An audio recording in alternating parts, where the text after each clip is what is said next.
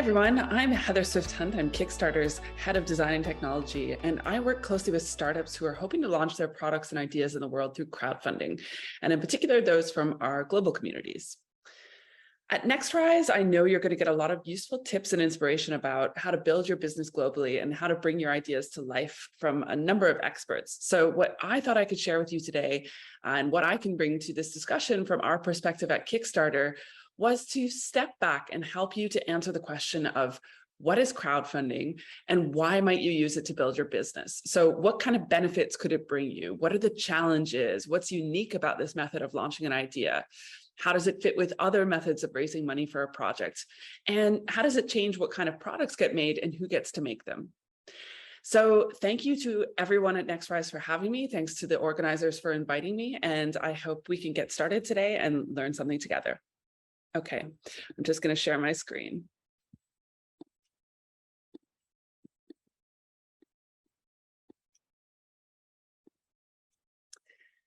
Great. So I always love to start my presentation, of course, with an introduction to Kickstarter, and that starts with our mission. Kickstarter is really here to help bring creative projects to life. And of course, that means film and art and music, but also product design and innovation. We really consider those creative acts. There are a lot of different types of crowdfunding out there. There's equity crowdfunding, charity crowdfunding, but we have this very specific focus on creative projects. We're also what we call an all or nothing rewards-based crowdfunding model.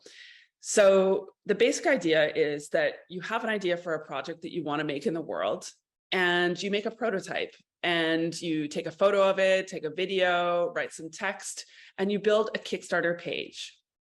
You set a funding goal. So let's say it's $50,000 US, and a number of days to reach that goal, which is typically between 30 and 45 days. Then you launch the project and invite people to back the project in exchange for receiving rewards. If you reach the funding goal in the time that you've set, then we will charge the backers cards and send you the money about 2 weeks later.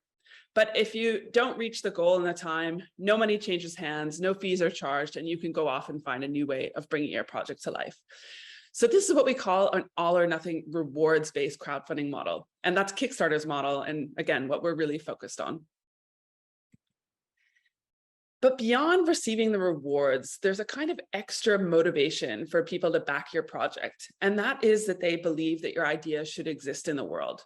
So there's this kind of like emotional logic or extra sort of motivation where backers get to feel a part of making something happen. And that's a really unique part of crowdfunding and something we'll come back to, that kind of collaboration, that authenticity of the creation between backers and creators. The model has been really successful. We've seen over 200,000 projects funded, 6 billion pledged to those projects, and by 20 million backers all over the world. People from nearly every country on earth have backed a Kickstarter project. This is especially powerful for creators in our global communities who want to reach that global audience, in particular access audiences from the West. And it's seen a huge impact on all of the different categories that we support. We've had every year an Oscar-nominated film that was funded on Kickstarter. Really famous artists and institutions like Ai Weiwei or Tate or MoMA have used Kickstarter. And entirely new categories of innovation or products have been launched through Kickstarter, like the Oculus Rift and how it launched the VR category, and the resurgence in tabletop and card games. You can see that every single category on Kickstarter has raised millions of dollars worth of funding. But today I'm going to focus mainly on the design and technology categories, because those are the categories that I'm focused on, that most of our startups are launching in these categories. And most of the funding on Kickstarter goes to these categories. Around 45% of all funds pledged on Kickstarter are to the design and tech categories. Before I start introducing these categories, I'll say that one of the best things about Kickstarter and design and tech is that it's changed product design and the way that products come to life. So even after all of these years, it's really interesting to see the way it's opened up access to product development. So in the past, if you were somebody who had an idea for a product that you wanted to launch in the world, you'd have to do it through maybe a well-funded research and development lab in a big corporation. Or if you're an inventor, you would have to license your idea to a large manufacturer. But Kickstarter has allowed different kinds of people to launch products, and it's also allowed backers to get a peek into the product development process. And that's really special. It's really changed product development.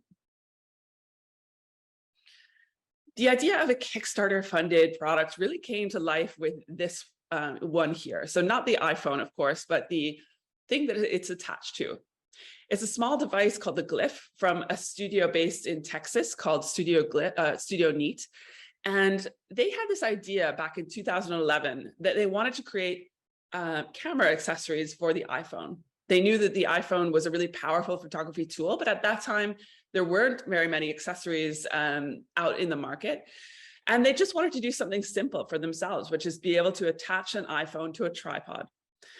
Now, they thought, okay, we could go out and manufacture this thing and then try and market it afterwards and see if people wanted it. But Kickstarter had just sort of launched, and they thought, wait a minute, what we'll do is make a prototype of this thing.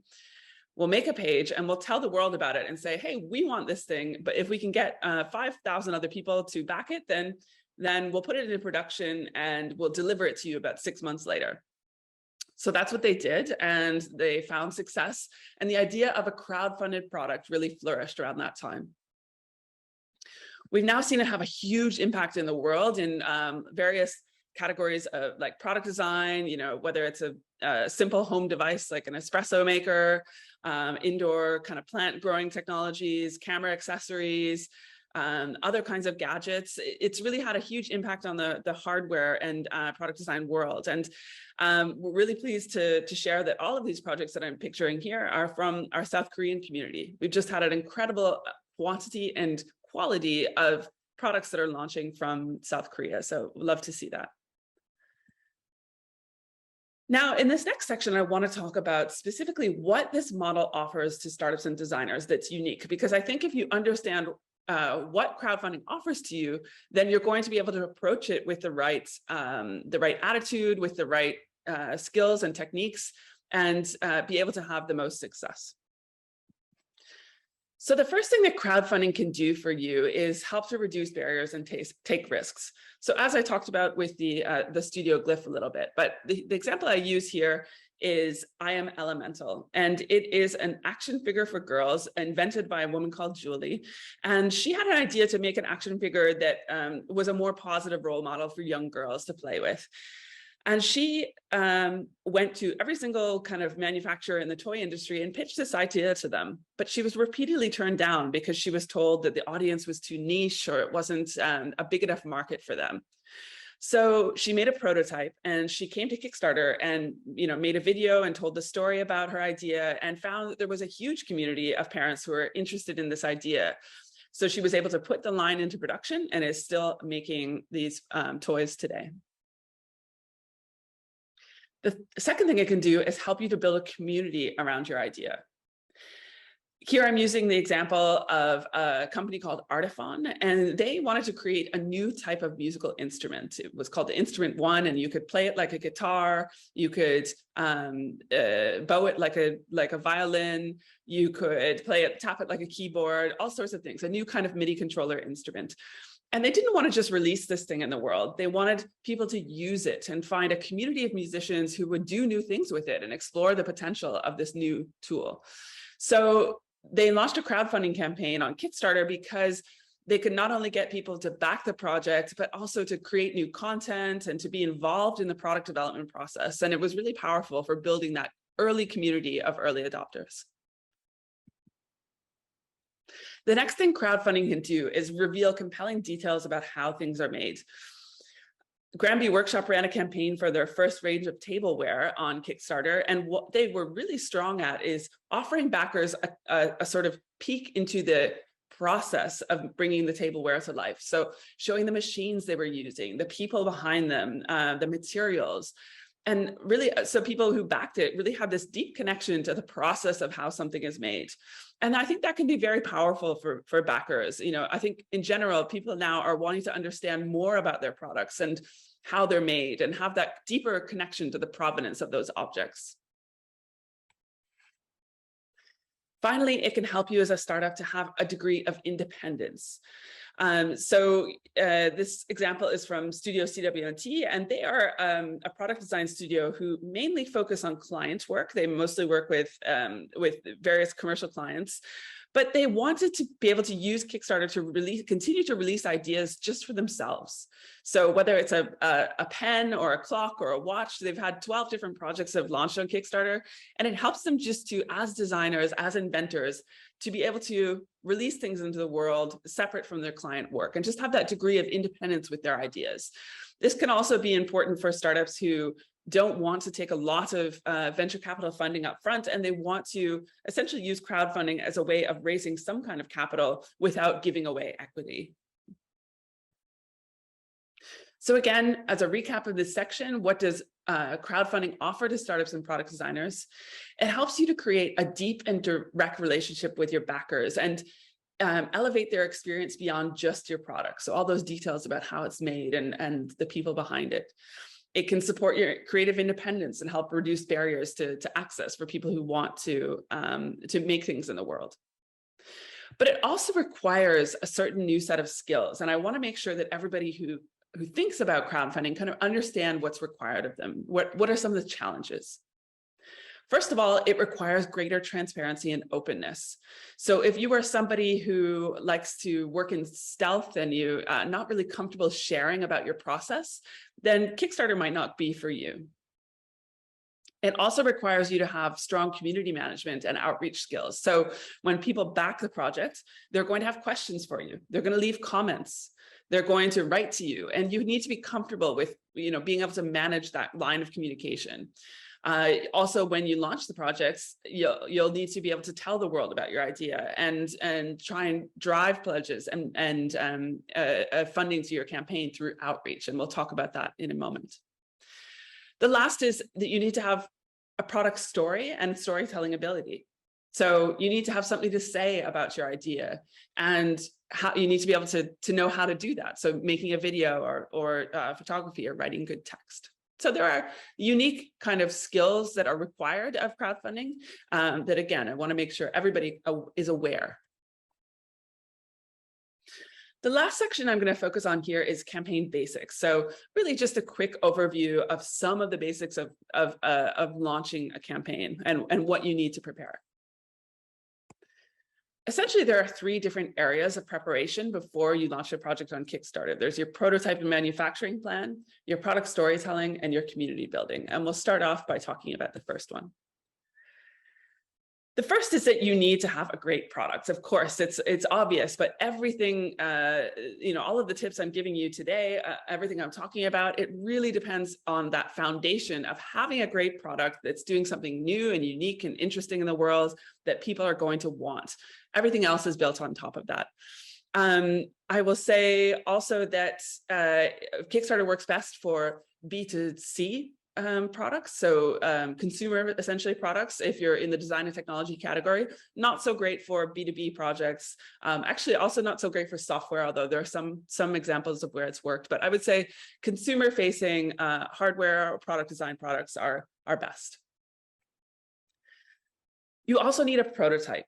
And that's actually a rule that we have on Kickstarter. You have to have a prototype, and it has to be a working prototype. But beyond the rule, it's really important because you need to be able to show the prototype off in your campaign. So take good pictures of it to show the interactions that people can have with it. Essentially, you need a good prototype as the basis of a strong campaign.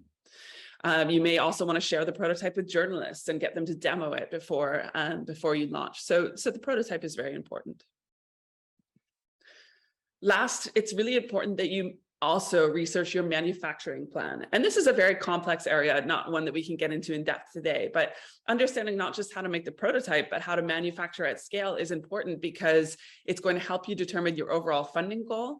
It's going to help you set the reward price, and it's going to allow you to tell your backers a realistic timeline of when you're going to be able to deliver the product to them. The second area of preparation is really product storytelling. And these are all the different ways that you're going to tell the story of your products through the campaign, again, through text, through images, through a video that you tell at the top. And one of the most important things I want to say is that launching a product on Kickstarter is not like a traditional television advertisement. If you approach it with that perspective, it's probably not going to come through, because one of the most important things is to have authenticity and a sort of desire to have a connection with the community. And that's a very different type of storytelling than an advertisement. It's not transactional in the same way. It's not like a sales. It's more like, again, this authentic story about your passion for an idea and inviting people to kind of help you to make it happen. So there are lots of different ways that you're going to tell this story on the Kickstarter page, but throughout, as you're starting to think about it, I'll just give you some principles of how to approach it. First is that you should be showing realistic demos of your product. So not just your product in a studio or, in a white background, but getting an actual shot of your product out in the world and working in the world. So this was an example of a bike compass, and the team did a really good job of not just getting a shot of it in a studio or on a stationary bike, but getting these beautiful action shots of it navigating around the city. So those kinds of realistic demos are important, not only for showing the functionality, but for showing the authenticity and the real life scenario. You also need to be able to show the product features off and show them in action. And sometimes that can be hard if the product features are difficult to describe. So for example, if you are making a product that is waterproof, then maybe you can think about a scenario where you can take it to a water fountain and run it under some moving water to kind of demonstrate that unique feature that's important to you. If sound, for example, is really important to your product and you think it's a unique feature of your product, maybe you can get a sound guy sitting in front of an impressive looking sound desk talking about how great the sound of your product is, like this square on the bottom left. So just really thinking about all of your different product features and how you're going to not just talk about them, but show them off and show why they're unique and show them in action is really important. You also may want to talk about the entire user experience, not just how your product is used, but maybe something else about the setup, for example, that could be really important. So here, there's an inflatable stand-up paddleboard called Sipaboard. And of course, they wanted to show lots of images throughout the campaign of people using it, of paddling around the lake and using and enjoying the board. But a unique part of the feature was the ease of setup, so the ease of inflation. And so you need to show that in the campaign as well, not just tell about it. I talked about this a bit, but the inspiration and the passion that you have for the product is going to be really key. So here is a team called Field Skillet. They're obsessed with making the perfect skillet. And in the campaign, they showed a lot of their process, how they tested it, how they looked at the materials, how they, where they went, how they met their manufacturers. That kind of inspiration, that passion, that obsession is going to be really important and play very well when you launch the campaign. I mentioned as well about showing the design process, because it's really engaging for people. For people like myself, who I'm not a designer, I've never made a product. It's really fascinating to learn how these products are made, especially products at scale. It's really a unique, kind of very interesting thing to see these prototypes, to know how many iterations, to see the sketches or the design process. It's really engaging and interesting for people.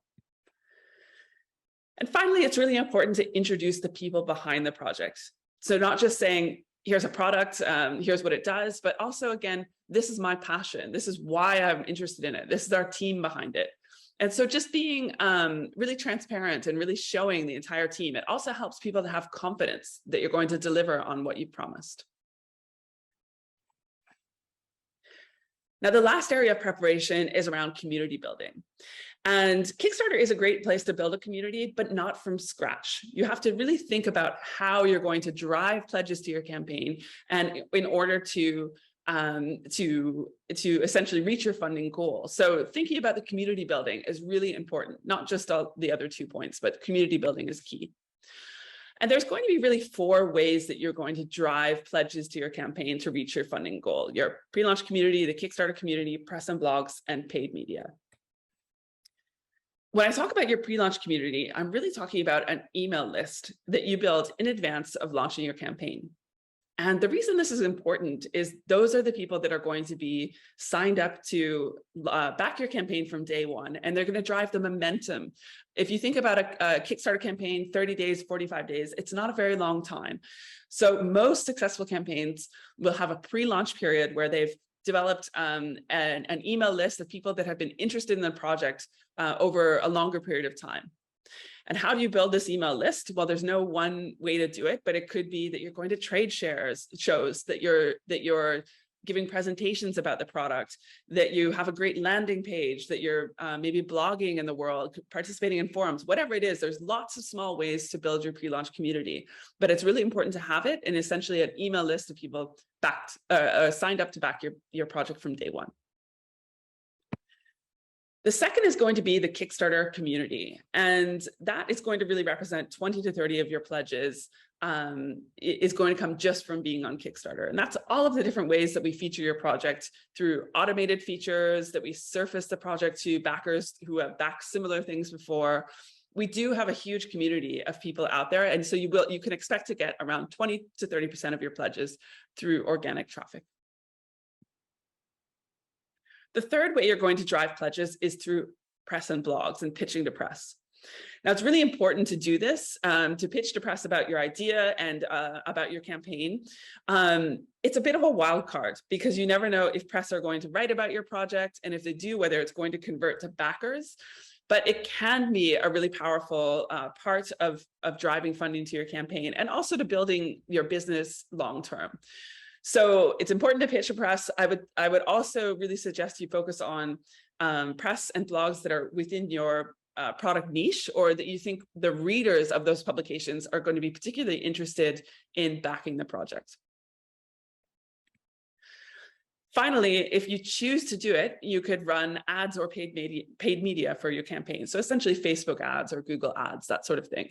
I would say most of the campaigns that are reaching in the hundreds of thousands or millions will probably use some form of paid ads, so Facebook ads. And so, partnering with an agency or a consultant who can help you to run these ads and optimize them can be important. So really just these 4 ways of driving pledges to your Kickstarter campaign. Again, pre-launch community, Kickstarter community, press and blogs, ads and paid media. If you think about these and try to leverage each one and maximize each one, then hopefully you can be prepared to launch a successful campaign. Okay, I'm going to wrap up now of that, but just to say again that we're so impressed with the campaigns that have come from South Korea and launched on Kickstarter, and really hope to see more startups from the community that launch their interesting products in the world. So thanks for listening today, and I hope you picked up some great tips. And yeah, please, I hope to stay in touch. Thank you.